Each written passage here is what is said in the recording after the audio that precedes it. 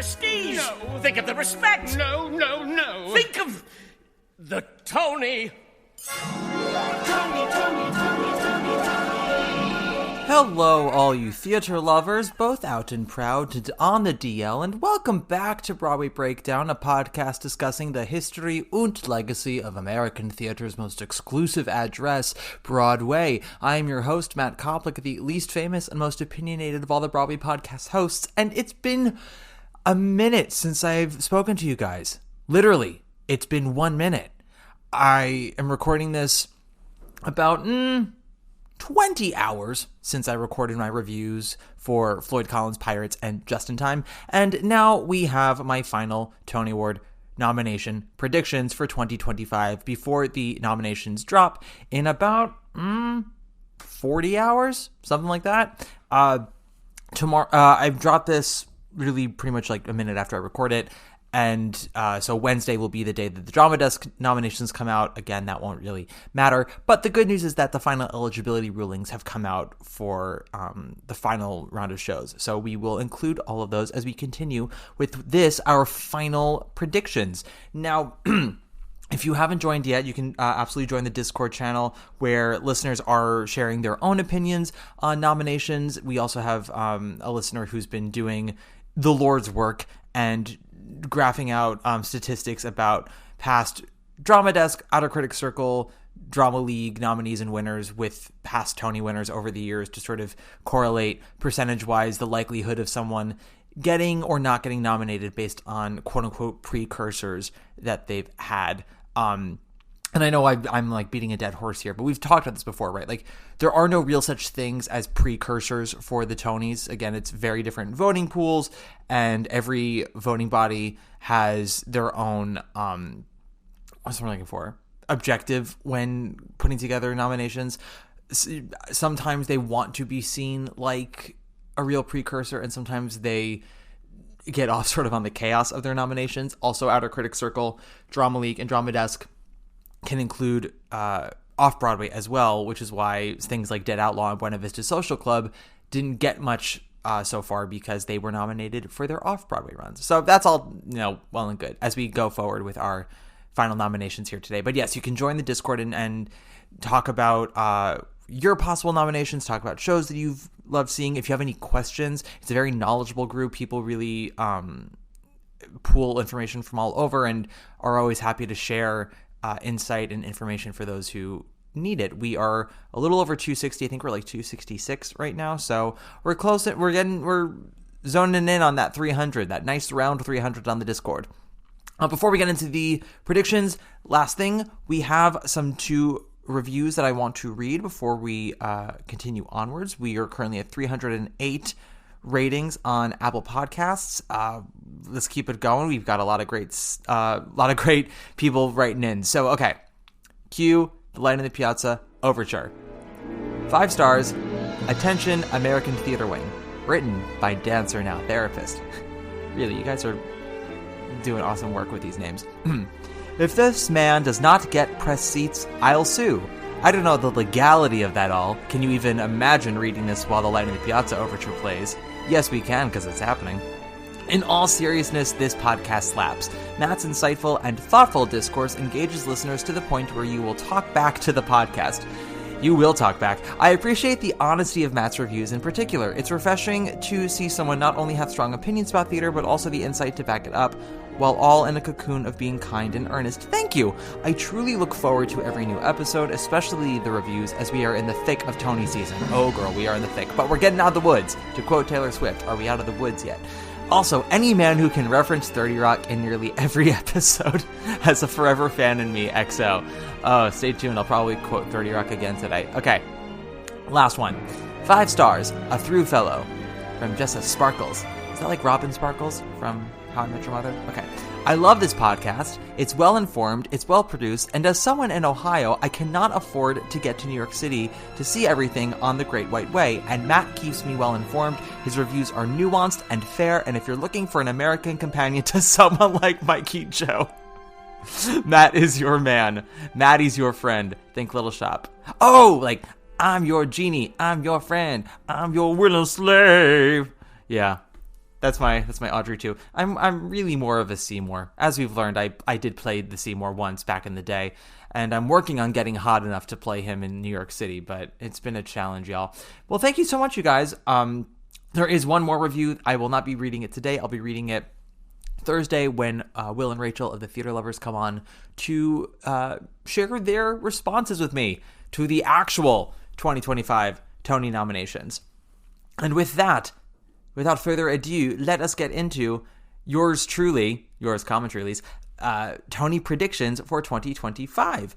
So I'm going to sort of do commentary as we go in here. This is not necessarily what I would personally nominate, but this is me trying to figure out what the nominators would nominate. Again, and I am pulling in my own seeing of shows this season. By the time the nominations come out, I will have seen Old Friends, and the only show I won't have seen yet is Dead Outlaw, but I did see that downtown, so I will have a fully informed opinion about just about every show this season when the nominations come out. I have since seen Real Women Have Curves. I will be doing a review of that with Old Friends and Dead Outlaw at the end of next week, or beginning of next week, unclear. So just keep that in mind.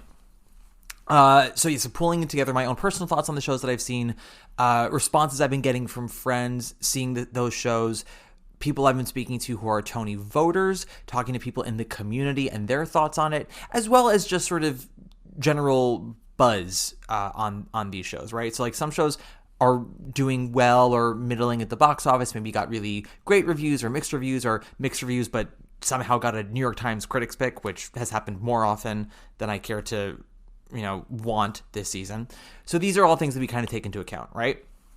And I am trying to make the most informed opinions I can.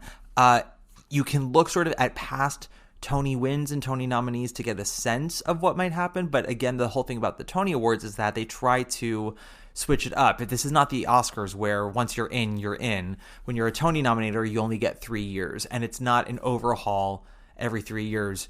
They try to scatter it out so there's always some new members on the nominating committee each year, and older members, being phased out. So the people who are nominating this year are not the exact same group of people who nominated last year. But again, we do what we can. So we'll go down and move our way up, as has been requested by listeners in the past. We'll do sound design first. Sound design of a musical. Oh wait, sorry.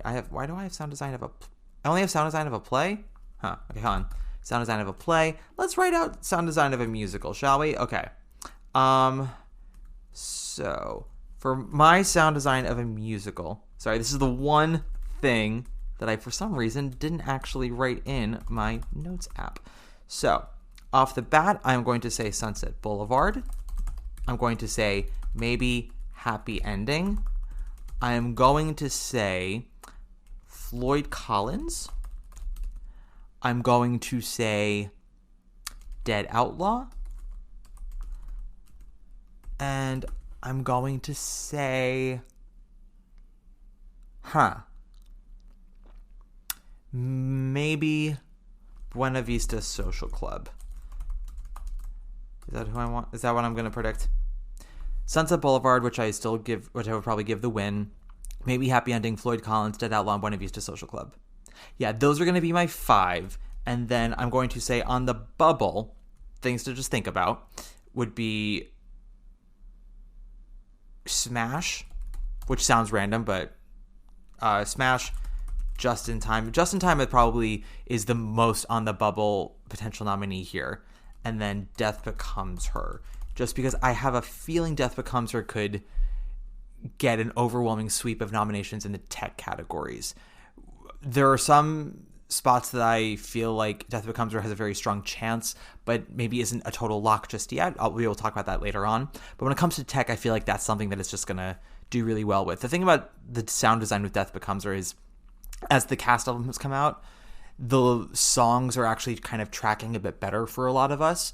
And part of that is because the sound design in the theater is such that I could not make out all the lyrics when I first saw the show. And part of that might just be the LaFontaine, Hey Sweeney Todd. But also, yeah, sometimes it's just a bit muddied. But there are sound effects like the falling down of the stairs and things like that that I'm sure nominators will take into account. Sunset Boulevard, a lot of that show's success is based off of the sound design. A lot of ASMR moments, maybe Happy Ending is a very intricate sound design that works really well. I know I mentioned this in my Floyd Collins review, but sound is actually very important in Floyd Collins, and whatever kinks they had in early previews that people were complaining about, I felt were smoothed out. And I went to a Sunday matinee with a lot of nominators in the audience. And when the call happens, the sound design is very important to that. And it was, I felt, executed flawlessly. So I have all of those down. Dead Outlaw, it being an audible theater show, the sound of that show is very important. I feel like that's intricate to its success. And same thing with Buena Vista Social Club. That is a show a lot about recording an album and the balance of the music with the vocals. It's music that has to envelop you while also having a balance that doesn't make the singing muddled with the instruments. So I would say Sunset Boulevard, maybe Happy Ending, Floyd Collins, Dead Outlaw, Buena Vista Social Club. And then I would say Just in Time or Death Becomes Her are on the bubble there, with maybe Dead Outlaw and Buena Vista Social Club the most vulnerable here. I mean, Floyd Collins, I guess you could say, is vulnerable, but I don't think so. I'm going with my gut on that one. And then, yeah, I know I said Smash is sort of on the bubble. It is and it isn't. More to come on that. Sound design of a play. I have Stranger Things, Dorian Gray, Good Night and Good Luck.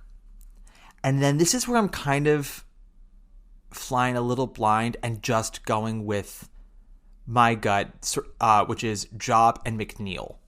Two shows where if you saw it, sound design was really, really, really important to those shows. And they've been closed, but there might be enough nominators who would like to honor it. Think of Grey House last year, right? Yes, it's not the best play. Yeah, we're not going to probably nominate for any acting awards, but when it comes to specific design stuff, it did nail, this element. So just something to think about. On the bubble, I have Hills of California and Oh Mary. Oh Mary, I feel like will only get a sound design nomination, again, in sort of the overwhelming sweep of showering praise on Oh Mary. And I feel like Oh Mary, when it comes to nominations, may underperform for some people, just in the sense of, because it's the biggest hit of the season, objectively the biggest hit.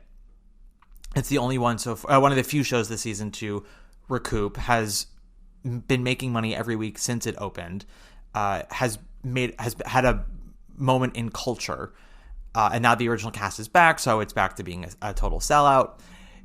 With that in mind, I think people are expecting sort of like Hamilton, Rent, the producers' numbers when it comes to nominations, and I just don't think that is in Oh Mary's future. I think Oh Mary will ultimately win big at the Tonys. Like, I think it's one of those things like a Kimberly Akimbo where it may not have the most nominations of all the plays, but it will ultimately win the most important awards at the end of the night. But it's possible that it gets in for sound design, just again on a sweep of We Love Oh Mary. Next up, lighting design of a play. I have Stranger Things, Dorian Gray, Good Night and Good Luck, Hills of California, and McNeil, with Oh Mary sort of on the bubble here, and possibly John Proctor as the villain. Good Night and Good Luck, it was determined that the projections were going to be included with the lighting design when it comes to nominations, which is ultimately why I have Good Night and Good Luck in here. More on that to come with the next category, and then, of course, with scenic design. Projections are very important in Good Night and Good Luck. It's a multimedia kind of show, and since the projections are now deemed included with the lighting, I think that works in its favor. And it's a well-lit show. It's moody. It's very noir-y. Again, McNeil, very tech-heavy show. I don't see it getting a play, director, or any acting nominations, but I think, spoiler alert, set, lighting, and sound are three things that it could easily get in for. Because it's also a very objectively impressive tech side of it. Or McNeil completely blanks, and I'm just wrong. I have Oh Mary as a possibility here, yeah, and John Proctor as a villain is a possibility. The ones I feel most confident in are Stranger Things, Dorian Gray, and honestly Hills of California, which I could be wrong about, but those were the three shows with lighting that really just kind of stuck out to me. I mean, Purpose could possibly get in there. There are a lot of lighting cues in Purpose due to all the narration that John Michael Hill has. But overall, I'm just not super convinced. So, TBD. Lighting design of a musical. I have maybe Happy Ending, Sunset Boulevard, Floyd Collins. Those are, for me, are locks, and I have no problem settling in on that. Next up, I have Just in Time and Dead Outlaw. On the bubble, I have Pirates, Operation Mincemeat, and Death Becomes Her. Again, Death Becomes Her, I feel like could possibly have a major sweep when it comes to nominations, on the tech side especially. But the lighting in Death Becomes Her is less impressive to me than the rest of the design. But also, the lighting is important to help support a lot of the special effects that the show has. Think Harry Potter, think Stranger Things, right? Like, black lighting really helps with that. So that's something that nominators think about. But I do have maybe Happy Ending, Sunset Boulevard, and Floyd Collins as locks here. And it's possible that Floyd Collins underwhelmed with nominations. It could only get 2 at the end of the day. But I'm living in a world where it could get a few more than that. So I have lighting design for those 3. Just in Time, I also think, is a very, very likely nominee, as is Dead Outlaw. Pirates is lighting. It's less that it's super intricate and impressive, and more that I think that the design of Pirates is the most successful thing about Pirates. And it has a lot of wonderful mood lighting. The whole design is very much like Disney World, New Orleans, French Quarter to it. But again, we're not going for documentary here. We're going for Pirates of Penzance. So it all adds to the vibe of like sumptuous aesthetic. And then Dead Outlaw is just, from what I recall from Downtown, it's a very shadowy lighting design. And shadowy lighting designs tend to do really well with the Tonys, which is why I have it in here. Mincemeat, it's just sort of, the set is very sparse, and the lighting helps with the specificity of the staging of that show. Very similar vibes to Floyd Collins. I think Floyd Collins does it better, but Mincemeat does have its fans. And then I also have Buena Vista Social Club as a possibility. I don't know how much I stand by that. Yeah, I don't. So I think my final nominees, once again, maybe Happy Ending, Sunset Boulevard, Floyd Collins, Just in Time, and Dead Outlaw. Those are my lighting design of a musical nominees. Next up, we have costume design of a play. Right at the top, Oh Mary and Dorian Gray, Picture of Dorian Gray. Those are my 2 absolute, I am locked in on those. Next up, these 3 I think are all sort of equally strong candidates, but not fully, I'm not fully convinced yet, are Stranger Things, Good Night and Good Luck, and English. I have a possible upset for Hills of California or John Proctor as the villain. The Tonys have been proving that they are more open to more contemporary clothing in their costume designs. I wish they were that open to it during the Kimberly Akimbo year, but last year when we had Hell's Kitchen, which took place in the 90s, and we had Appropriate, which took place in rather present day, it showed that they were open to this kind of stuff, which is ultimately where I think English can succeed, because English is 21st century clothing, but it's a different country, it's a different culture. There's a lot of nuance to the design of that, and I think it's very possible for the Tonys to recognize that. Good Night and Good Luck is very much a 1950s period piece. There's definitely, a love for that. Stranger Things, again, 1950s and much more elaborate and colorful in its costume design. So that's absolutely a possibility. And then Hills of California, we go back and forth between the 50s and 70s. I don't know if I think it's going to be a lock in here. If it happens, it will be a delightful surprise. I have it on the bubble. And then Oh Mary is just, I think is an absolute lock. It's period, it's goofy, it's colorful. Dorian Gray, it's multiple costumes for Sarah Snook, and again, very colorful. There's a lot of impressiveness to how quickly she melts in and out of each costume, and that's something that Tonys get very impressed by. So, yeah, I think that's where I'm at. I think English, Good Night and Good Luck, and Stranger Things are comfortable but vulnerable with Hills of California on their heels. And honestly, same with John Proctor as the villain. And then, yeah, O'Mary and Dorian Gray as sure things, for me anyway. Next up, costume design of a musical. The three that I absolutely have locked in here are Death Becomes Her, which is winning the Tony. It just is. Boop, and Pirates. After that, I'm a little less sure. I have Buena Vista Social Club, which I feel confident in, but I'm not in love with that choice. And then I have Gypsy, and I don't know how much I stand by that. Part of me thinks that Just in Time could get in there. As one of my listeners said to me on Instagram today, you never count out Catherine Zuber. Don't bet against Catherine Zuber. And it's true. You can't do that. She gets in whether you like it or not. And it is a 1950s, 1960s aesthetic, and it's very meticulous and detailed and very attractive to the eye. Gypsy is a musical that tends to get nominated for costumes, even when you find the costumes are lacking. And I do find the costumes are lacking in Gypsy. I find the whole design of this Gypsy to be lacking. A lot of things hinge on how much nominators like Gypsy, how much they like Just in Time, how much they like Real Women Have Curves or Smash, honestly. Because as we get closer up into realer categories, not realer, they're all real, but like, more prominent categories, I'm going to sort of reiterate things that I have been mentioning in the past couple of episodes about some shows this season and where the buzz is in the community about them. I haven't heard really anything about Pirates lately, but I was communicating with a Tony voter friend who was sort of asking me what I had been hearing around, and I had asked him what he'd been hearing around, and our feedback was kind of similar, which is ultimately sorry, I said I was going to talk about this earlier, but I don't care. This is welcome to the pod. There's no structure. The buzz that I basically have been hearing for the last month is that the community is getting far more up on Death Becomes Her. The production has been very smart about upping their social media game lately and releasing new content lately.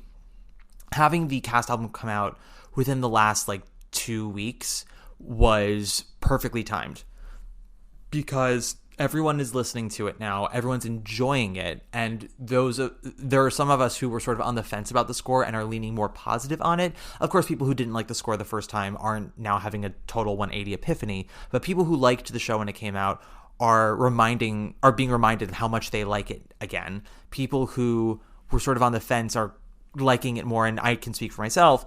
I'm actually going to be going back to Death Becomes Her this coming Thursday, the night of the nominations, which will be a fascinating performance. Either it's going to be a rock concert or it's going to be the angriest performance that cast has ever given. But everyone I've been speaking to for the last 2 weeks has kind of upped their love for Death Becomes Her. A show that, opened with very strong reviews, kind of mixed positive from the Times, but overall very strong reviews and super raves for Megan and Jen, and then has continued to do really strong, if not blockbuster business ever since it opened. And I think people were taking for granted all of that. I know I was.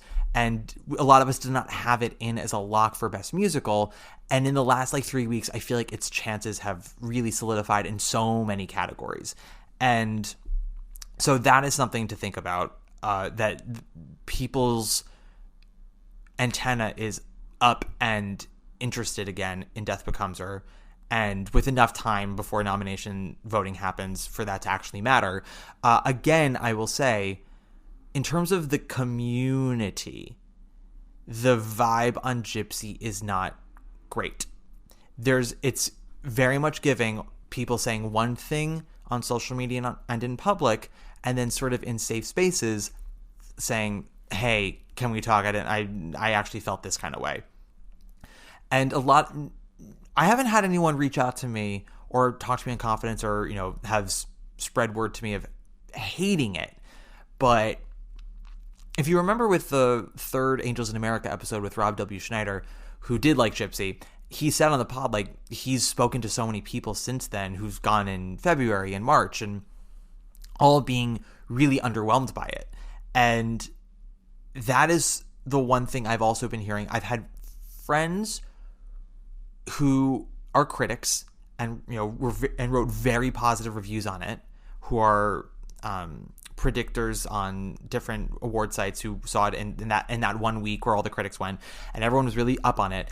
And they've all been saying to me, like, I still really enjoyed it, but like I've had friends go because of my review and reached out to me and said I was actually underwhelmed. So people I know who did really like it are telling me that the people they've been sending to have come back underwhelmed. And then people, I won't say names and I won't say which occupations, but just know all over the map in terms of, actor, director, music director, like all over the place. It's really all over the place.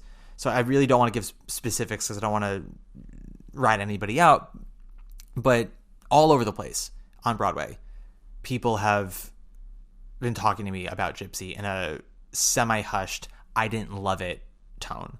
Now, that doesn't mean that Gypsy's going to completely blank on Tony nomination morning. Doesn't mean it is out of the running for wins, because a Broadway worker is not the same as a Tony voter. They're literally not the same person. A Tony voter, you just need the right 800 people to love your show for you to win. But it gives you a vibe of sort of how people feel about it. Or at least, in the circles that Gypsy most needs support from, that's not where it's really getting it from. There's love for it online, but not as much in the community. And the cast recording coming out actually kind of had the opposite effect for people that Death Becomes Her did. People listening to the cast recording and going, I don't think I need to go see it again to see if I have a new opinion. Or people going like, I stand by my original opinion. And I'm not taking that away from people who did love Gypsy, but we're talking about it, right? You guys ask me why I feel a way that I do, or I predict the way that I do, or what people are saying in the community. And that is one thing that people are saying, is there's sort of a hush tone of like, I didn't care for it. And it could be that those people are reaching out to me because I've publicly said on this podcast twice and wrote a review on Instagram that I was underwhelmed by it.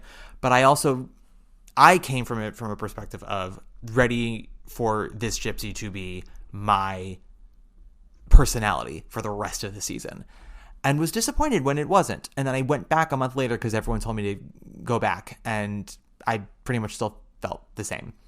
Now, this is a long tangent to go based off of costume design, but this is, again, a microcosm of a larger discussion of how are people feeling about these shows now before the nominations come out. Because when the reviews came out, it felt like, fuck Matt Koplik's drag. Clearly Gypsy's going to get 20 nominations. That's not really where the vibe is at anymore with it. And when Death Becomes Her opened, the vibe was sort of like, it could get some. And then by January, February, it was like, we'll see. We'll see what they get. Probably like a costume design, a set design. And now this April, I'll say, like, the vibe is more like Death Becomes Her could actually overperform with nomination morning. Other two things that people have been saying, Operation Mincemeat has proven very divisive in the Broadway community. Those who love it.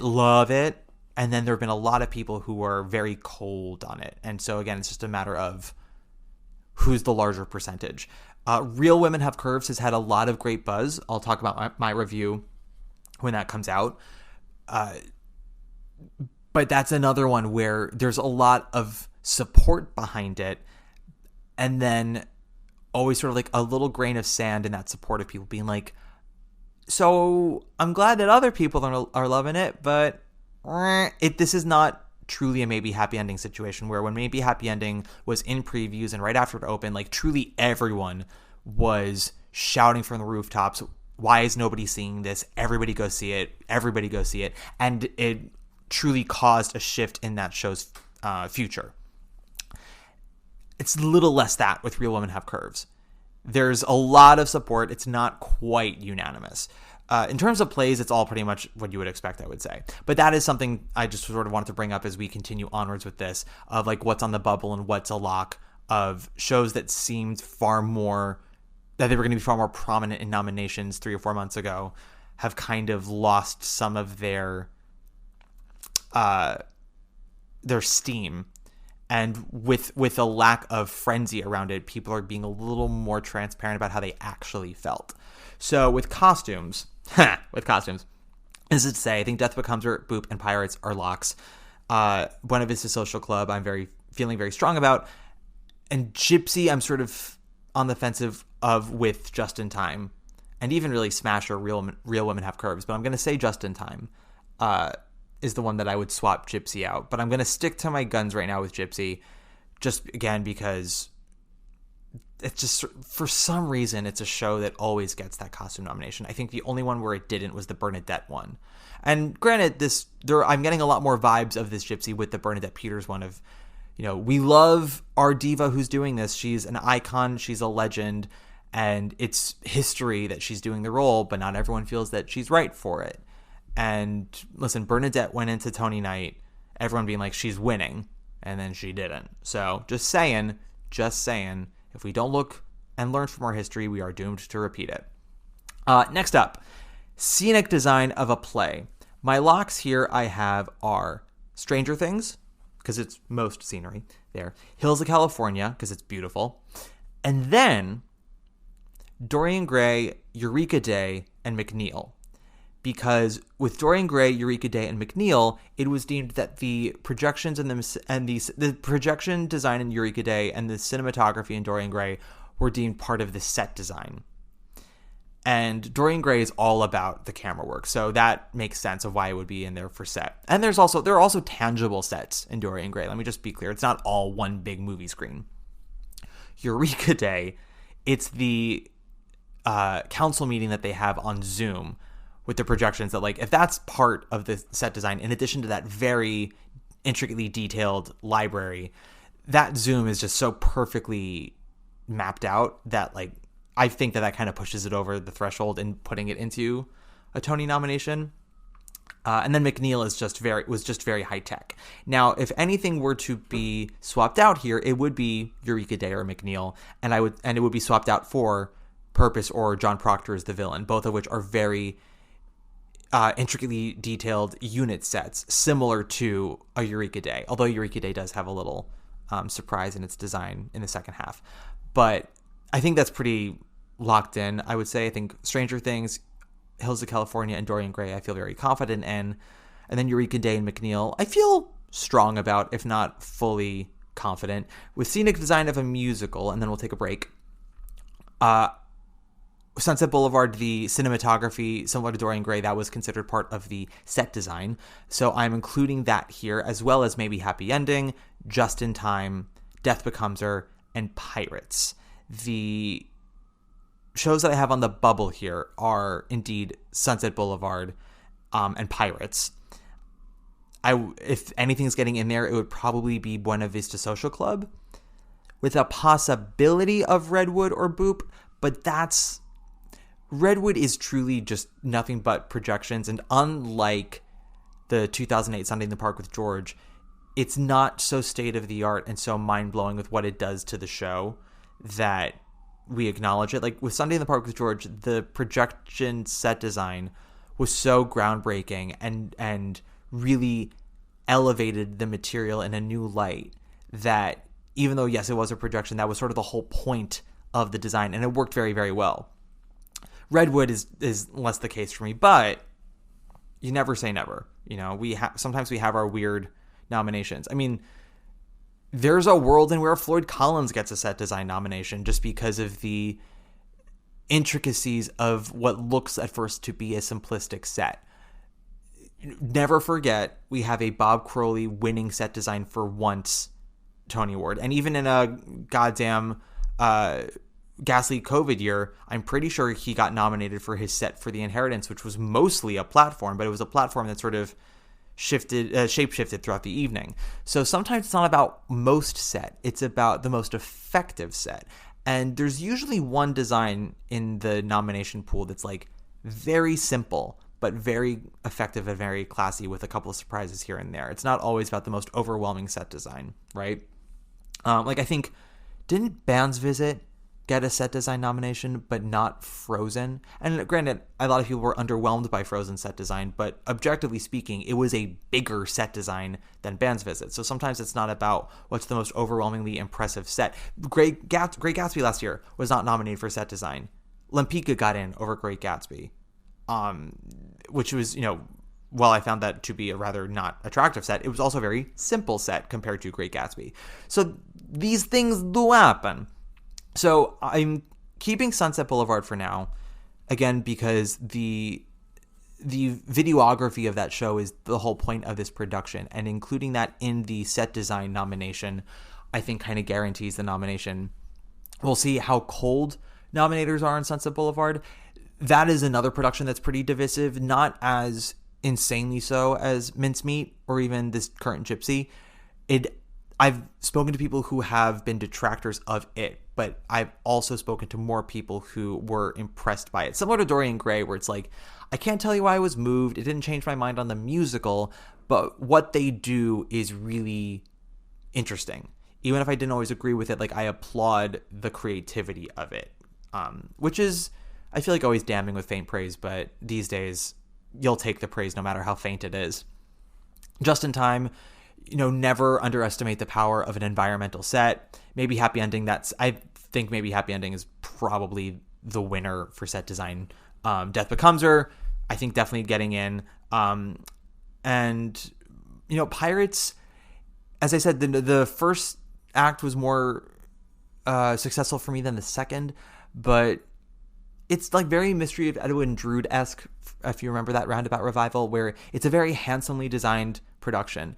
And it's not, it's Roundabout, so it's not the most expensive thing you've ever seen, but it is a handsomely designed production, and we cannot discredit that. So for now, that's what I'm doing. I am sticking with scenic design of a musical, maybe Happy Ending, Just in Time, Pirates, Sunset Boulevard, and Death Becomes Her, with a Redwood or with a Redwood on the cusp. Maybe Buena Vista Social Club, but I don't really believe that. Oh, and Boop. Yeah, Boop is sort of on the cusp there too. All right, so that's what I have for those design categories. We're going to take a break, and then I'm going to get into the rest of it. So let's take a break. Billy, I beg to differ with you. How do you mean? You're the top. Yeah? You're an arrow collar. You're the top. You're a Coolidge dollar. You're the nimble tread of the feet of Fred Astaire. And we back. Next up, we have Best Orchestrations. This could go a number of ways, because we have orchestrations that are eligible for the expanded arrangements for Floyd Collins and the last 5 years. Sunset Boulevard was deemed eligible for orchestrations, which I wrongfully said they were not the last time we spoke on this, but I've since been rightfully informed that they are now eligible. And I've talked about this before. With orchestrations, you kind of have to do a mishmash of what are your frontrunners for score, what are jukebox musicals that do brand spanking new arrangements of songs in a way that's objectively noticeable, and then revivals that do a brand spanking new arrangement of stuff. So, for last year there was Merrily, which was nominated and won. I can't really rightfully say that it was a mind-blowingly, brand spankingly new arrangement, but what have you. Illinois Jukebox, Hell's Kitchen Jukebox, that all sort of quote unquote did new things with its music. And then what did we have for the rest of orchestrations? It was Illinois, it was Hell's Kitchen, it was Merrily We Roll Along, and we also had, here we go, Stereophonic. That's an anomaly, but that was an original score nominee. And then The Outsiders. Oh, so fascinating. The best score winner last year was Suffs, and that did not have an orchestrations nomination. So fuck my drag on that. But if you look further back, you'll sort of see the same thing, right? So 2023, we had Kimberly Akimbo nominated, which did win score. Some Like It Hot, which is an anomaly for a winner of score, because sometimes, a score nominee will win orchestrations but not score. That also happened with Thoroughly Modern Millie. So, 1920s brass band arrangements make sense. And Juliet and New York, New York jukebox musicals that are they're doing new arrangements of those songs. And then Shucked, another Best Score nominee. 2022, Girl from the North Country, which is the winner, jukebox musical that does a new style of arrangements on Bob Dylan music. Company, which was a brand spanking new revival. And then MJ, again, another jukebox musical doing new things with music we know. Six, which won Best Score, and Strange Loop, which was probably the runner-up for Best Score. We can look at 2019. We have Hadestown winning orchestrations, which did win score. Tootsie, which was probably the runner-up for Best Score. Kiss Me Kate in Oklahoma, two revivals doing funky new things with its score. And then Ain't Too Proud, again, jukebox musical doing funky things. So you get a little bit of these blends here. So with that in mind for orchestrations, I currently have Maybe Happy Ending and Dead Outlaw as what I would call my two locks. I think that they're the most likely winners for Best Score, and thus I have them in for orchestrations. Buena Vista Social Club and Just in Time are two jukebox musicals that do new spanking arrangements for music that has already pre-existed. And then Sunset Boulevard I have for orchestrations. After that, what the four that I sort of have on the bubble, I'm going to say three. The three that I have on the bubble are Death Becomes Her, Last 5 Years, and Floyd Collins. Of those three, I think that Last 5 Years is probably the most likely to sneak in here. Jason R. Brown is very well respected in the community, and Tony nominators do like rewarding him. How they feel about the revival might affect how likely it is that Last 5 Years gets in for orchestrations. I think that there's probably more love for the Floyd Collins revival than Last 5 Years, and also it's a way to recognize Floyd Collins' score, since it won't be eligible for scores because it's a revival due to classics. And then Death Becomes Her, I think that the orchestrations for Death Becomes Her fucking slap, and they should get a nomination for bringing the cowbell back. There's a cowbell in the Tell Me Ernest and Tell Me Ernest reprise tracks, and it is incredible. Gunkel and I, Adam Ellsbury and I, talk about it all the time in our texts of like that big fat fucking cowbell and how hot it is. But I think that that's a possibility, not a likelihood. As of right now, yeah, maybe Happy Ending, Dead Outlaw, Buena Vista Social Club, Just in Time, and Sunset Boulevard. I would probably make those those are my 5 orchestration nominations. I think if I were to swap anything out for Floyd Collins or Death Becomes Her, in terms of like what I think is on the bubble, it would maybe be Sunset or Buena Vista Social Club. I think those are the 5 I'm sticking with, and those are the 2 with Last 5 Years as sort of third on the bubble I have for orchestrations. Choreography. With the new eligibility rulings, it's been deemed, from what I understand from the Discord, that Smash is now eligible for choreography. So with that in mind, I have Buena Vista Social Club, which I think will win, Boop, which I think is a very strong runner-up, Death Becomes Her, Smash, and Pirates. I would call those our 5. If I were to say anything was on the bubble, it would be Just in Time. I thought maybe Gypsy would be on the bubble with Camille A. Brown, but the Cheater Rivera nominations just came out. And while Kevin Sholak, is that his name, who plays Tulsa, was nominated, the cast was not nominated and Camille was not nominated. And again, this is not about, same voting body so much as it's like, if the dancing community didn't love her work, what does that say about the choreographers in the Tony nominating committee? Unclear. It could be a big fat nothing, and she does get nominated. Listen, we've had these things happen before where people don't get nominated for 2 or 3 different bodies and then ends up winning the fucker at the end. But it's just something to think about, right? We take in as many context clues as we possibly can. So I'm sticking with Buena Vista, Boop, Pirates, Death Becomes Her, and Smash. I think those are the 5. If I were to say anything could get kicked out of here, it would be Smash, and it would be for Just in Time or for Gypsy. Maybe Real Women Have Curves, maybe, but I'm more likely to have A Wonderful World get in there for choreography before Real Women Have Curves, unless nominators just are so over the moon for Real Women Have Curves, which could happen, but I'm not totally convinced.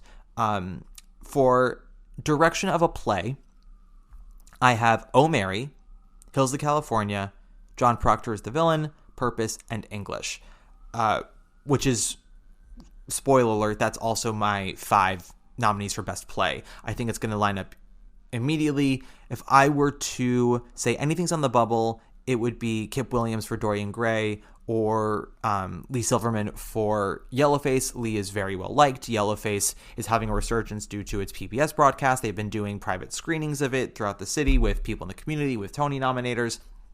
It could give it that nice Pearly Victorious boost. Unclear. But as of right now, I just think that this is... I feel like this is a solid 5. It's a diverse 5. It's a well-liked, critically respected 5. Dorian Gray, if it were to get nominated, I think it would be the rare case of a play getting a director nomination without a Best Play or Best Revival nomination, similar to To Kill a Mockingbird or Network. It happens. It almost never happens with musicals, but it can sometimes happen with plays. And if any play this season is going to get a director nomination but not a Best Play nomination, it will be Dorian Gray. So I think that's sort of something to be on the lookout for. For director of a musical, I currently have maybe Happy Ending, Sunset Boulevard, Dead Outlaw. Those are my 3, in my opinion, locks here. And then what I have sort of uncomfortable but bubbly ground are Operation Mincemeat and Death Becomes Her. There is a world in which Death Becomes Her super overperforms on Thursday and Operation Mincemeat super underperforms. There are a lot of prognosticators who think that Mincemeat will ultimately get kicked out of director, get kicked out of musical, get kicked out of score and book, really believing that Just in Time and Real Women Have Curves are gunning for those musical slots, kicking out Mincemeat, that Real Women Have Curves is gunning for that score slot, kicking out Mincemeat. I'm a little less convinced of that right now. Again, there is a little bit of a hometown pride that Tonys will have when it comes to musicals especially. But if there is a British musical that they enjoy and they're not necessarily worried about what's going to win, just what will be nominated, there's less concern about that. There's usually a British musical that gets in there, like an & Juliet, a Matilda, a Groundhog Day. Billy Elliot obviously winning, but people are less nervous about British musicals getting nominated. It's more about the winning that we have to talk about. But for right now, I'm feeling okay about Mincemeat's chances right now. I think that the tide hasn't officially turned with it. It's doing well. It got strong reviews. It's not hated in the Broadway community, I'll tell you that. It's more that with all of the hype from London and the strong reviews and people and the fan base being so, let's just be honest, very loud about it, I've spoken to a few folks who walked out and were just very confused by all of that. It's similar vibes to Gypsy. I'm not going to say who, I'm not going to say what their roles are, but it doesn't matter who I say their roles are, because the truth is that it's everyone all over the place. It's directors, writers, actors, press teams, producers. The one thing I will say is that actors have been more mixed on Gypsy. Producers have been very mixed on Operation Mincemeat. And maybe it's people looking at their own and going, oh, I want my project to do well. But these are also producers I've spoken to who don't have anything this season, or what they do have this season is an indirect competition with Mincemeat. So that's just something to think about. I do still think it'll ultimately get in. I just think that its chances of winning much outside of maybe Jack Malone are weaker than its fandom realizes. So keep that in mind. On the bubble, though, of possible directing nominations, the 2 I have at the forefront are George C. Wolfe for Gypsy and Alex Timbers for Just in Time, with a very dark horse in Tina Landau for Floyd Collins. Never, ever discount Tina Landau's ability to get nominated. She got nominated for Mother Play. That's a goddamn feat. She got nominated for SpongeBob. She won't get nominated for Redwood. She could get nominated for Floyd Collins. Floyd Collins is a well-liked musical in the theater community. It's now on Broadway, and it's not a disaster in the way that Broadway World would have you believe. If you listen to my review, you know that I really, really enjoyed it. But also I know a lot of other people who really, really enjoyed it. And, Tina is well-liked. Lincoln Center is a well-liked institution. It's never underestimate Tina Landau and never underestimate Lincoln Center, either their ability to get nominations. In the same way when people said, don't count on Catherine Zuber, she tends to get nominated. It's true. It's true with both of these. So I think Floyd Collins for director in a musical is a dark horse, but it is a possibility. So do not be surprised if you see her name pop up. I would be more likely to put money on George C. Wolfe for Gypsy or Alex Timbers in Just in Time before Tina. I'm just putting it on everybody's radar. If it happens, don't say I didn't warn you. But as of right now, I'm going to say maybe Happy Ending, which is a lock. Sunset, which is a lock, and I think is probably going to win. Dead Outlaw, I find a lock. Mincemeat, very likely, but not a sure thing. And then Death Becomes Her. Chris Catelli for Death Becomes Her. Chris Catelli, who is well-liked, who's been working for a long time. And again, the attitude on Death Becomes Her has come back around to quite ebullient. So I think that there's a world in which it does quite well with nominations. Next up, featured actor in a play. Okay, I'm going to say this right here, right now. The featured acting categories this year, in both plays and musicals, is truly the Wild West. Anything, anyone could or could not get nominated. People who you thought were total locks to win even may not make it in, because I have no idea how 52 people, only half of whom I've met, are going to feel about these performances. Especially when it's now been confirmed to me that the Tony nominators, shows and actors and writers cannot, it's no longer within a 3-vote difference for a show to expand a category. A tie now has to be an actual tie. It can't be, oh, there's a 3-vote difference. It's got to be a literal tie now.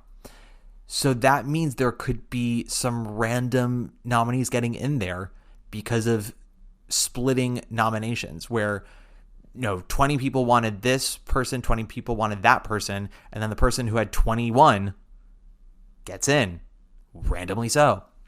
So we're all flying blind, and this is the one where I'm going off of my personal feelings on these performances, as well as just sort of what Tony nominators have liked in the past, and just general impressions I'm getting.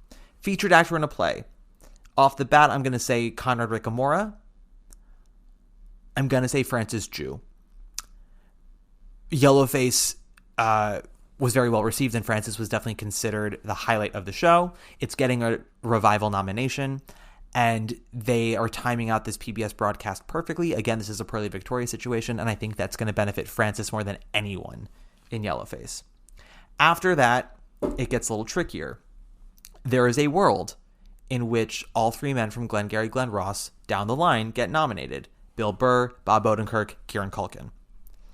I am currently having them in my 5. I feel less sure about Kieran and Bob.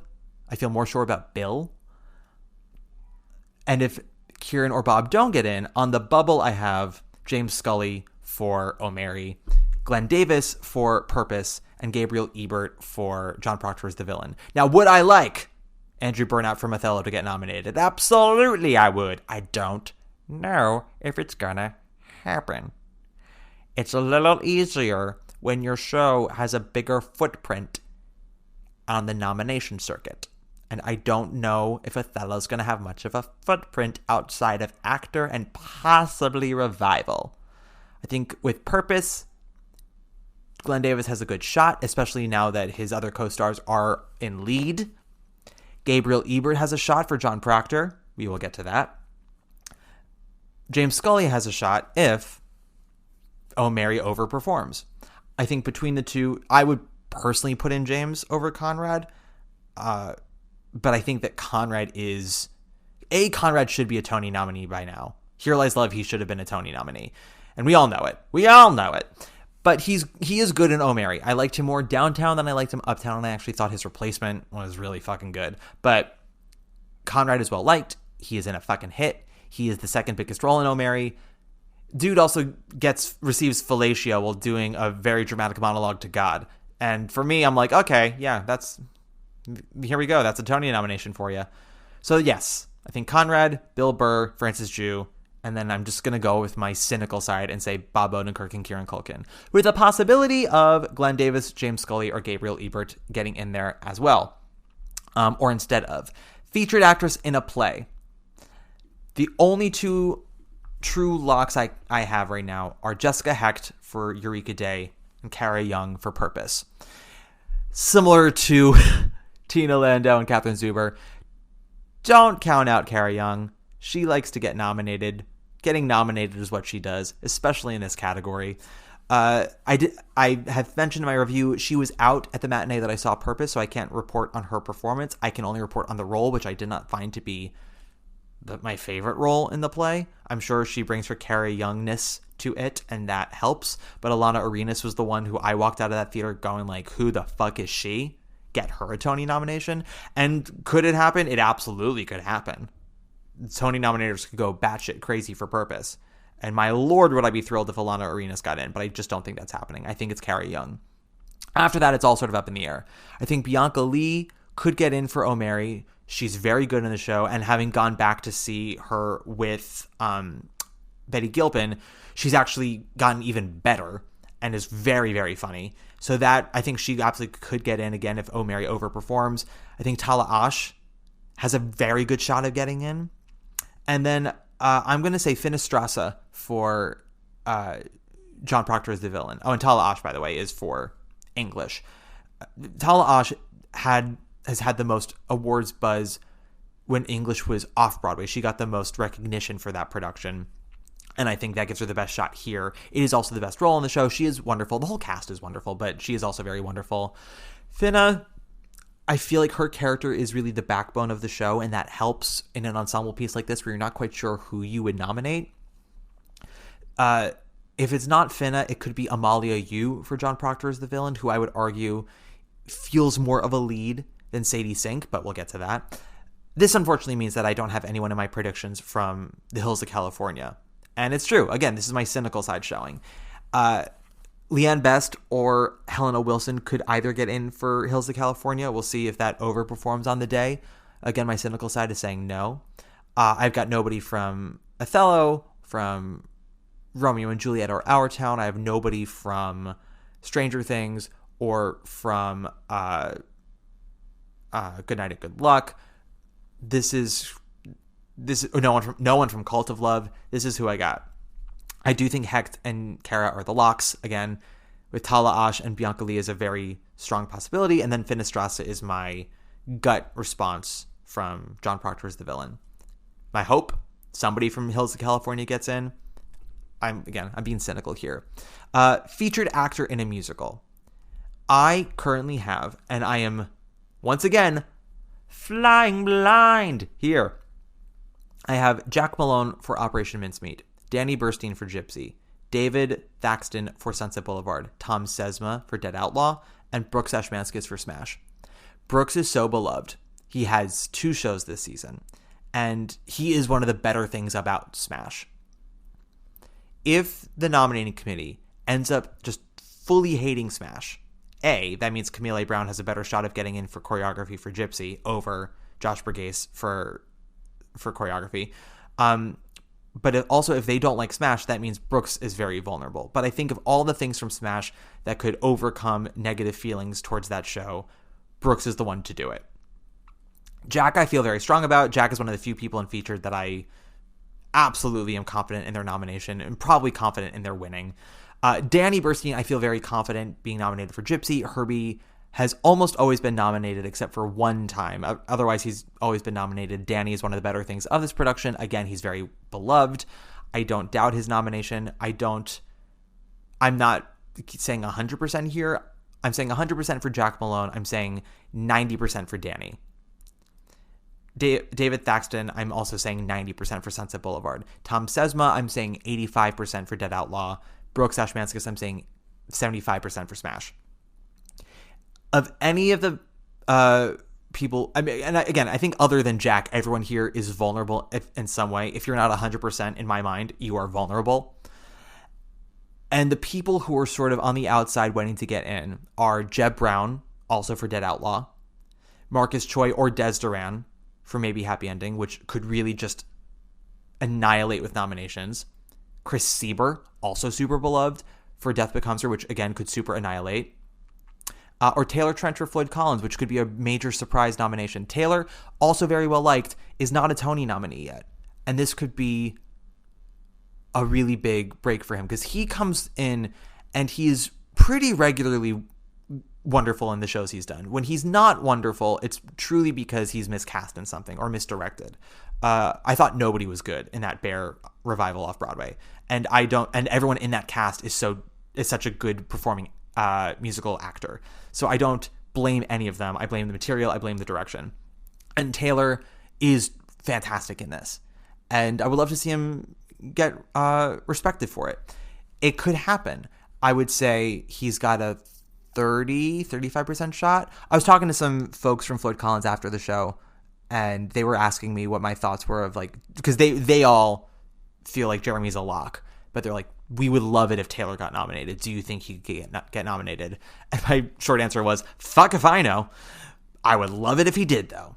But that also sort of shows you how loved Taylor is and how respected his performance is by so many people. So be on the lookout. Again, I'm saying Jack, Danny, David, Tom, Brooks.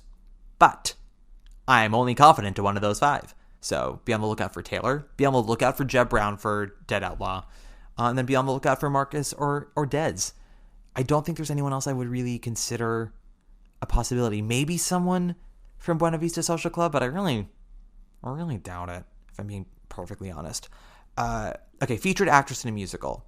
The only 2 nominees here that I am saying are a lock for me are Natalie Venetia Belcon for Buena Vista Social Club, who I think has the roadmap to win, and then Justina Machado for Real Women Have Curves.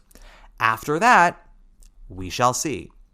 My other 3 currently are Jinx Monsoon for for Pirates, whoa, Joy Woods for Gypsy, and Lea Salonga for Old Friends. By the time the nominations will come out, I will have seen Old Friends and I can make a more informed decision on this. But just based off of everything everyone is saying, is that Lea walks away with the show. She has overall the best material and really just burns the house down in the best kind of way. Not in the way that I was with Pirates, like burns it down just in terms of talent and star quality and excellence and execution. But Lea could be put aside for the allure of nominating Bernadette Peters, who has not had a Tony nomination, I'm pretty sure, since 2003. I don't think... Has Bernadette been nominated since Gypsy? That is the question I have for all of us today. I'm pretty sure she has not, because she wasn't nominated for Follies. She wasn't eligible for Hello Dolly because she was a replacement. She wasn't eligible for A Little Night Music because she was a replacement. What was her last Tony nomination? It was Gypsy. Bernadette has not been nominated since 2003. That's been 22 years. So there could be an allure to nominating her after 22 years. And what might be the last chance to nominate her? Not that she's dying anytime soon, but with people like Bernadette Peters, who she's been away from the stage for many years. She takes long gaps now in between shows. You don't know the next time she's coming back, if she ever comes back. It could be very much like a Barbara Cook in Sondheim on Sondheim situation, nominating a legend who's associated with Sondheim. So I think Lea's on the bubble. I think Joy is on the bubble. And I think the Jinx is on the bubble. I don't think any of those 3 are safe. I have Joy in because I'm still not entirely sure how nominators feel about Gypsy overall. Louise is a role that has always been nominated. If Herbie has almost always been nominated, Louise has literally always been nominated. The downside is that the Patti LuPone Gypsy is actually still fresh in a lot of people's minds.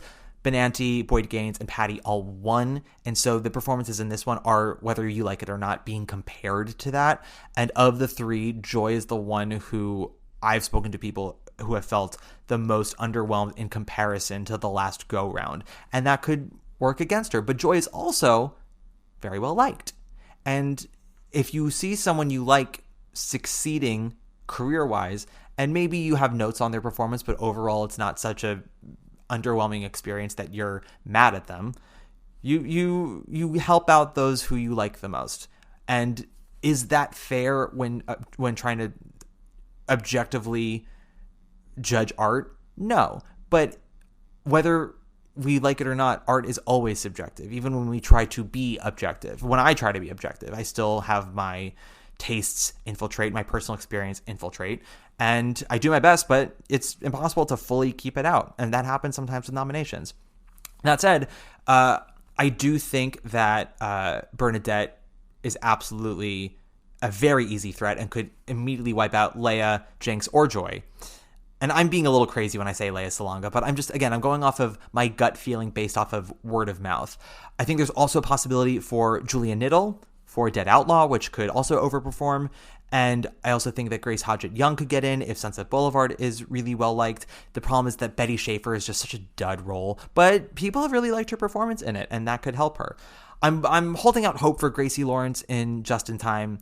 I really don't think it's happening, but again, there's always a surprise somewhere. There's always an Elizabeth A. Davis in Once kind of surprise. We're like, oh, where did that come from? And I believe she got a Drama League nomination, Gracie Lawrence. Don't quote me on that. I'm too lazy to look it back up again, but I think she did, which isn't to say that means she will get nominated, but it does mean that there's somebody out there who recognized that she's doing a really lovely job. Next up, we have actor in a play. I have Cola Scola for O'Mary, Jake Gyllenhaal for Othello, John Michael Hill for Purpose, Kit Connor for Romeo and Juliet, and George Clooney for Good Night and Good Luck. Now, the only two here that I'm confident about are Cole and Jake. John Michael Hill, I feel solidly about for Purpose, not amazingly about.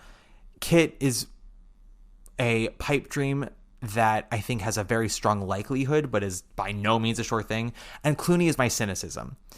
I think Lewis McCartney has a very good shot of taking out either Clooney or Kit or John Michael Hill for Stranger Things. There's a possibility of Robert Downey Jr. for McNeil, but I don't really buy it. It ultimately comes down to how people feel about the revivals, because Daniel Day Kim could also get in for Yellowface, and I think that's more of a likelihood than Jim Parsons or Denzel Washington or Robert Downey Jr. There's a lot of negativity about this Othello, and as of right now, Jake is sort of the only thing that people are willing to openly, begrudgingly say is good, which is a shame because I think Burn App is the best thing about it, but Jake is the second best thing. So again, I think Cole Escola and Jake Gyllenhaal are the locks. Cole is, in my opinion, clearly winning. John Michael Hill, Kit, and then George with Lewis McCartney, very much a possible threat for any of them. And Daniel Day Kim, another threat for any of them. If you were to say, okay, Matt, you have to put in Lewis McCartney and Daniel Day Kim instead of anyone else, it would be to swap out George Clooney and unfortunately Kit. But I'm sticking with George and Kit for now. I think there's going to be not a ton, but a little bit of star fuckery with these nominations. Just a tad, just a touch. Next up, we have Best Actress in a Play. I have Sarah Snook for The Picture of Dorian Gray, Laura Donnelly for Hills of California, LaTanya Richardson Jackson for Purpose. I think those three are absolute locks with Snook winning. And then I have Sadie Sink for John Proctor as the villain, who's been deemed to lead and has now given us 9 contenders, which means we have 5 nominees in this category. And the 5th slot, I believe, will be Mia Farrow for The Roommate.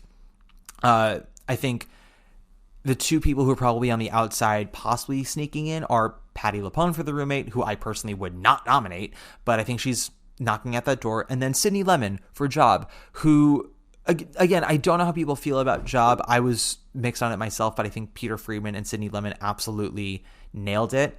And I think her category is a little easier to break into than Peter's. So I think I think she's got a shot here. I do. I really do think she's got a shot.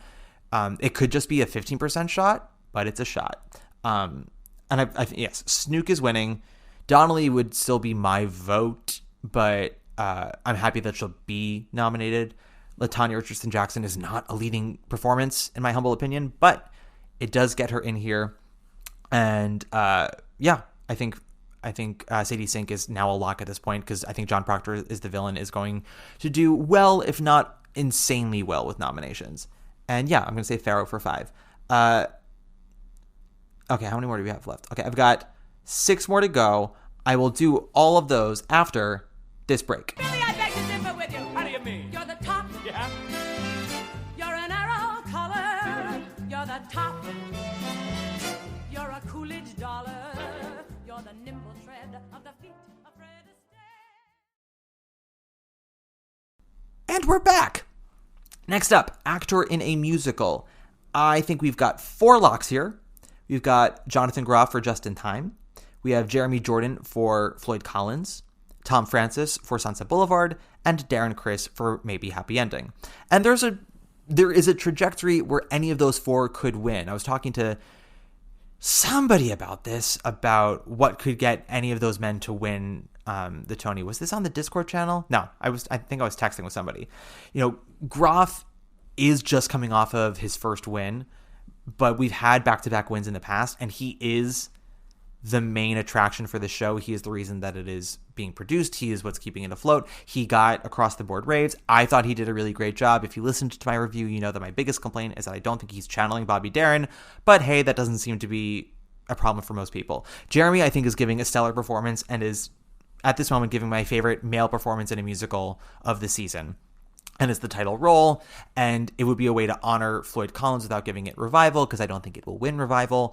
And in a lot of ways, he has sort of an overdue narrative about him, which seems weirdly unfair, considering he hasn't had many shows in the past. Like, he had Gatsby last season, but I think that was his first Broadway show since American Son, which was, and American Son was, a long time after Newsy. So he hasn't actually been in a lot to get that narrative, but he's been a major name in theater for over a decade at this point.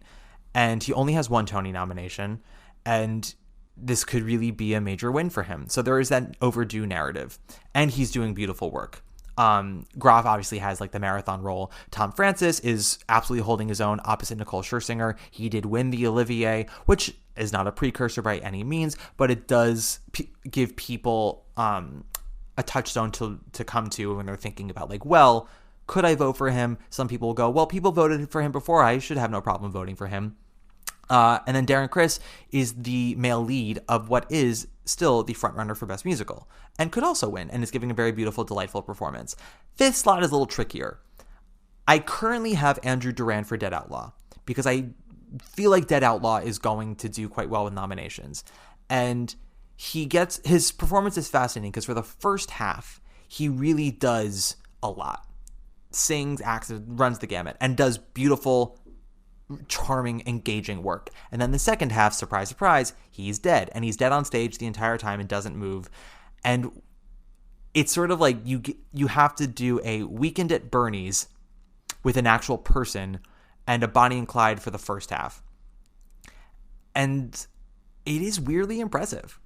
And it could be a fun nomination. He got nominated for this across the board last season, so clearly it resonated with people, and it could resonate with people now. And he is also someone who is well liked, who has been a highlight in featured roles in the past, in Shucked, in Head Over Heels. He was in Titanic at Encores and did very well. Like, he's a very good performer that people like a lot, and this is a major stepping stone for him. And that could really do it for him. The tricky thing is, David Hyde Pierce for Pirates was deemed lead by the Tony committee. And that could be a kerfuffle in Andrew's feather. David Hyde Pierce does not really have enough material for me to really think of him as a strong lead. Now, George Rose was nominated for lead for the same exact role, for pretty much the same amount of material, if maybe even a little less material, than David Hyde Pierce in this production of Pirates of Penzance. But it's tricky to nominate David Hyde Pierce for this when the other men in his category have so much more and objectively do so much more. Now, David Hyde Pierce is, in my opinion, unquestionably the MVP of Pirates, and I would nominate him. If he were in featured, I would put him in featured, and I think he would be a major opponent for Jack Malone. Here, I think he's a very, very strong likelihood for an upset nomination, but I'm still going with my instincts here, and I'm going to say Andrew Durand. In 48 hours, I'm going to regret this, and it's going to be David Hyde Pierce, and Pirates is going to get 30 nominations, and I'm going to feel like a giant asshole. But for now, I'm going to say David Hyde Pierce. Ramin Karimloo also is deemed lead. I don't think he's getting in. Brooks was deemed featured for Smash, which I think is incorrect, but it's fine.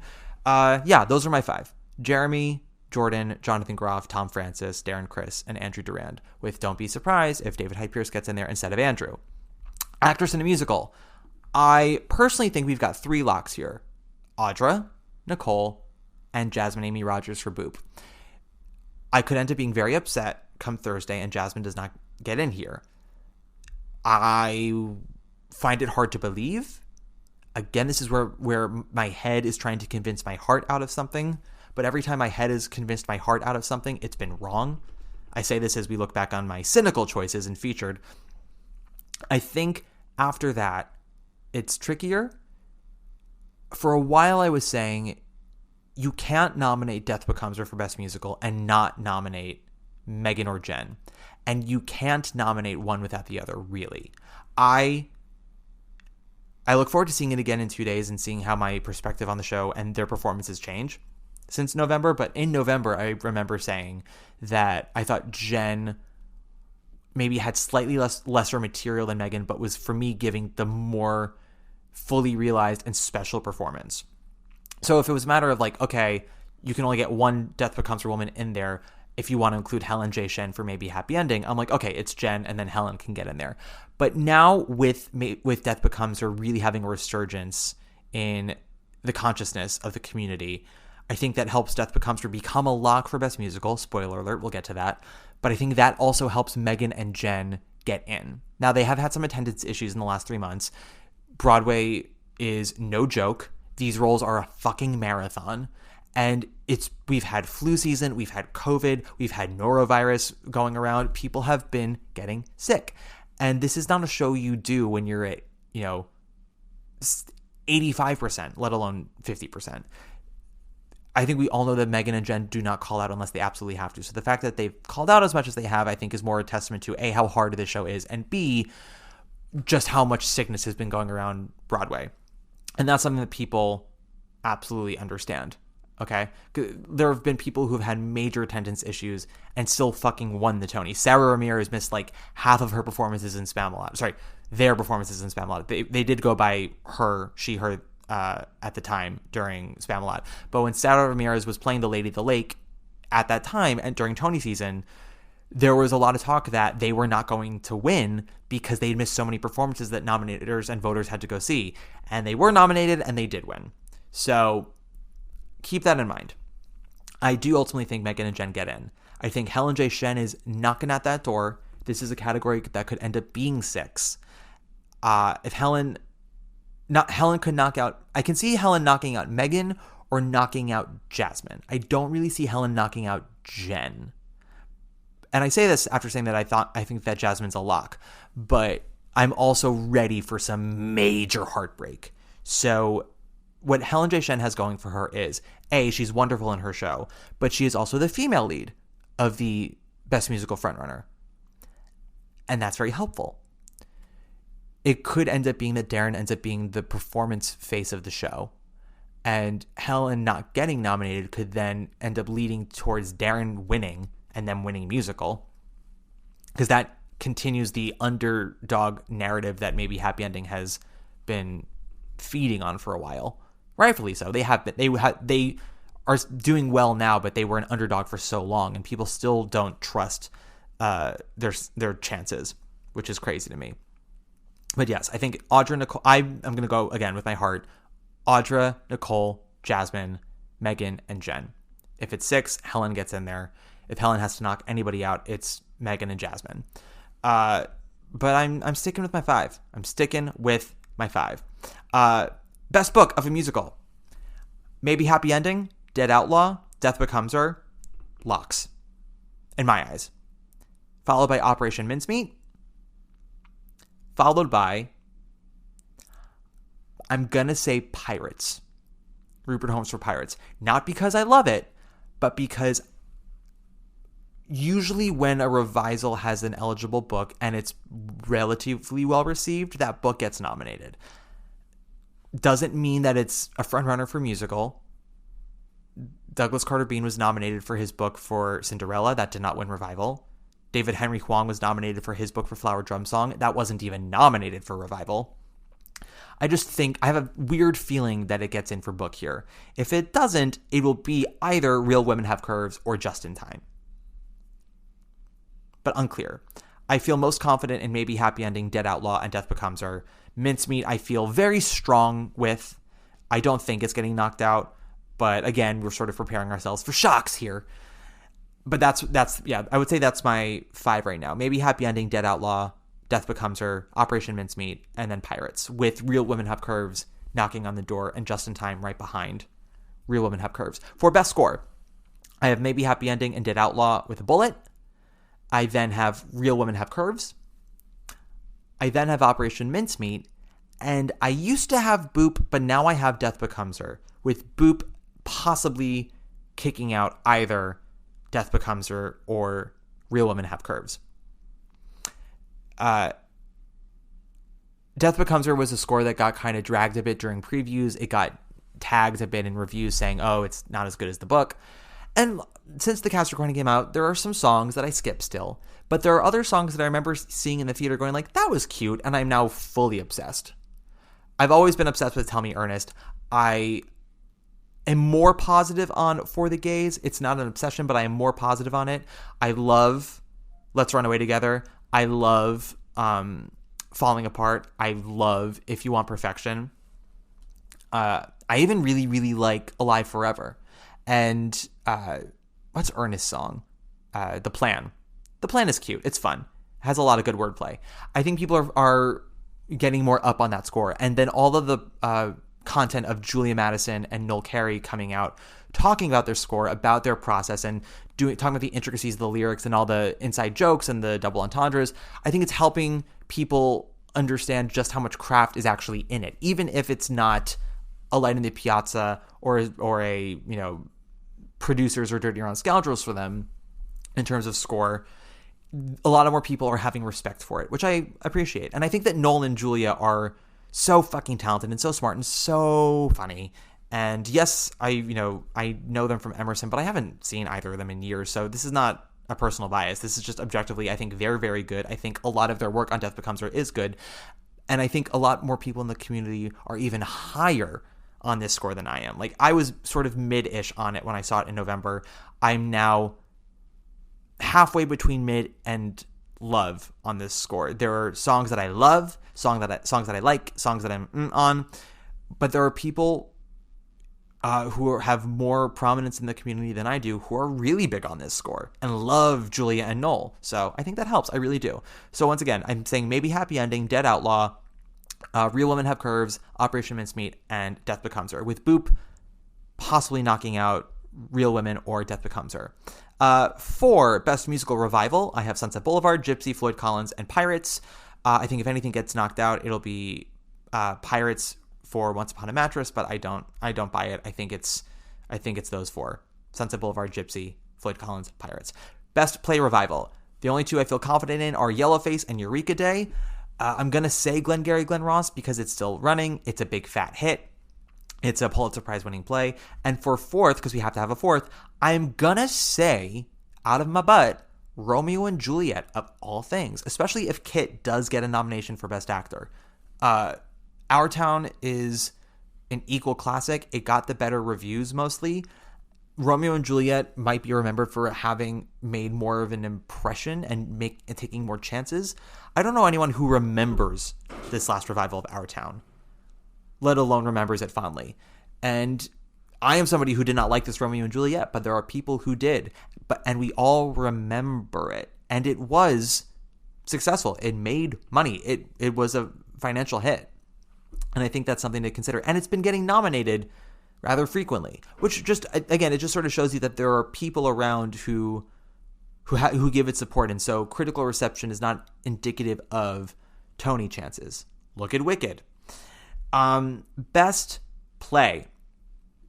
Oh Mary, English, Purpose, John Proctor is the villain, The Hills of California. If anything is vulnerable here, it's probably The Hills of California, sadly, and it would be knocked out for either Cult of Love or Good Night and Good Luck. I gotta go with my heart, with my gut here, which is that Good Night and Good Luck is successful. it has themes that are relevant to right now, but it is ultimately a high-ticket movie star affair and is also kind of dull. I said in my review, I liked it more than I thought I would. That doesn't mean I liked it. That means there were parts of it that I liked. But there were a lot of parts that I was falling asleep during. And I have two friends who walked out during intermission. No, there was no intermission. Two friends who walked out in the middle of the show last week. One friend texted me as I was walking into Floyd Collins, and he said, I just left halfway through Good Night and Good Luck. And I was like, you're the second person to tell me that. So yes, I'm staying locked in for my best play. Best musical. Alrighty. What I thought were my top 3 locks for a while have actually switched. My top 3 locks now are maybe Happy Ending, which I still think is the frontrunner to win, Dead Outlaw, which I've been saying since day one, and Death Becomes Her. I did not think Death Becomes Her I thought Death Becomes Her had a solid chance of getting in, but I wasn't confident on it, let alone it being a lock. I now think it's a lock, weirdly enough. I think those 3 are locks. I thought Operation Mincemeat was a lock up until about 2 weeks ago. But again, as I've said earlier with my email to my friend who, votes at the Tonys, sorry, I don't want you guys to think that it's one friend. I actually have like several friends who are Tony voters, and I speak to about 3 or 4 of them in and out. This is one who I hadn't spoken to since January, something like that. We ran into each other at the 9th Avenue Saloon a few weeks ago, and we really have each other's emails, but not each other's phone numbers. And he emailed me and was asking about my thoughts. And I gave him my predictions, and he gave me his. He's not a nominator. He's a voter, so he doesn't matter what he thinks what the nominees might be, because he doesn't get to choose that. But I had told him, like, this is what I've been hearing about stuff. And Mincemeat, I've been getting more cold responses from people lately. There's, again, a fandom that is loud and it's wild, and I have had also people go see Mincemeat and really love it. But I thought it was a lock up until about 2 weeks ago, and now I think it is more just a very strong likelihood. I still have it in here. I still have maybe Happy Ending, Dead Outlaw, Death Becomes Her, Operation Mincemeat. And then my 5th one, I am throwing a huge curveball in here. Huge! And saying Real Women Have Curves. I don't know how much I actually believe that, so much as I'm throwing spaghetti at the wall and seeing if it sticks. Because there is a groundswell of love for this show that feels very organic and within the community. More so than Just in Time, which is very much more of a love for Groff. Now, Just in Time could end up surprising. I also think Buena Vista Social Club is very likely to knock out Real Women Have Curves. What keeps me from saying that completely is I don't know if I see Buena Vista Social Club getting nominated for book or even director. And it's really difficult for me to say that it has a lock on a Best Musical nomination when I don't see it getting those 2 nominations. Now, you can get nominated for Best Musical without either of those. It's happened. It's rare. And I don't know how much I buy it. We shall see. We shall see. Maybe it's the Illinois of the season where it gets choreography and text stuff and obviously Natalie, Venetia Balcon and musical, but not book or director. It can happen. It's keeping me from saying, oh yes, it's a lock just because of reviews. I'm going to say that. I'm going to say maybe Happy Ending, Dead Outlaw, Death Becomes Her, Operation Mincemeat, Real Women Have Curves, but know that I say Real Women with the absolute knowledge that Buena Vista Social Club or Just in Time can knock it out. And that's where we're at. Those are my predictions. I hope you guys enjoyed this. I hope that I didn't embarrass myself too much. And I hope that you enjoy the nominations when they come out on Thursday morning. This is going to be dated in about 40 hours, so whoops. But yes, that's it for now. Join me for Rachel and Will Anderson, aka the Theater Lovers, responses to the real nominations Thursday afternoon. And it's been a trip. We've been through the thick of it for so long, but we're coming out of the woods. Are we out of the woods yet? Are we out of the woods yet? Who do I want to close us out with today? I'm thinking we've done Natalie, Venetia Balcon. We've done Megan Jen. How about we do, because I'm not sure of her likelihood of getting nominated, and if she does get nominated, it'll be a great way to celebrate her, and if she doesn't, it's a great way to honor her. We're going to close out with Miss Helen Miss Helen J. Shen, and that will be our diva for this week. So yes, we'll see you guys in about a day and a half for the Tony nomination reactions. If you like the podcast, a nice 5-star rating or review is helpful. Again, you guys have been killing it with the reviews. We're currently at 308 on Apple Podcasts. If you want to join the Discord channel, I'll put the link in the description box. If that doesn't work, you can message me on Instagram. Follow me on Instagram at Matt Koplik, usual spelling. And that is it for this one. Take it away, Helen. Bye! It's the way that it always was. It'll be okay, it'll be okay. A robot does what she always does. It's the only